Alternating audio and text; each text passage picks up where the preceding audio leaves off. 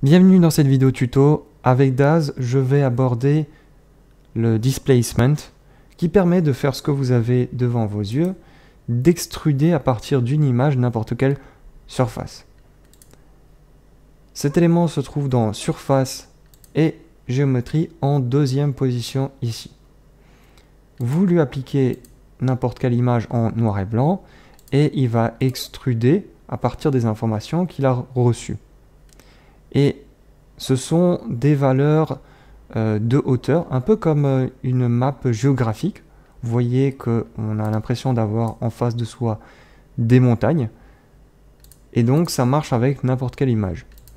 Le blanc étant la valeur la plus haute, le noir étant la valeur la plus basse, et évidemment avec toutes les variantes de gris entre pour jouer sur la hauteur. Donc, cet élément fonctionne avec des valeurs ici allant de 0 jusqu'à 2 au maximum, et n'est pas à oublier le minimum et le maximum sur lequel vous pouvez jouer. Si maintenant je reset ces deux éléments, qu'est-ce qui va se passer? On va voir que c'est beaucoup moindre l'effet.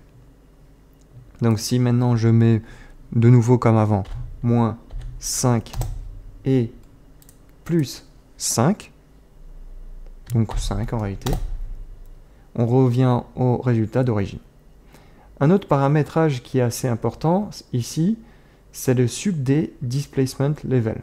Ça a un impact assez important. Vous voyez que là, vous n'arrivez plus du tout à lire. Si j'augmente la valeur, maintenant rien que à 1, déjà on arrive à un peu lire le mode OC au tuto. Et on peut continuer ainsi. À faire attention tout de même, cet élément, cette valeur est très CPU dépendante. Plus vous allez augmenter la valeur, plus ça va demander de calcul à votre processeur et ça peut faire cracher Daz ou même votre PC. Donc faites très attention. Maximum, ce que je recommande, c'est 2, mais n'allez pas foutre des valeurs genre 100, 50, même 20. Un dernier élément avant de finir la vidéo qui est très important.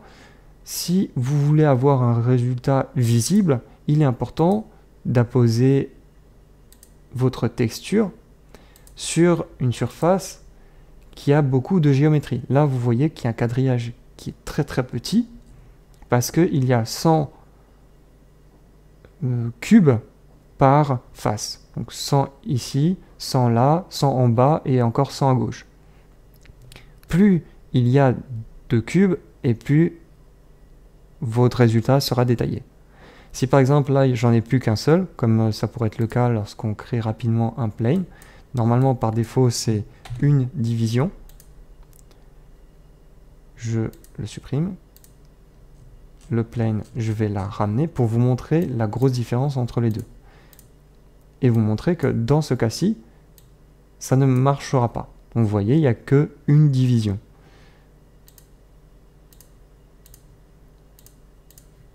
Je rapplique exactement les mêmes valeurs, on remet à 2, ici moins 5 et là 5, et vous allez constater qu'il ne se passe rien.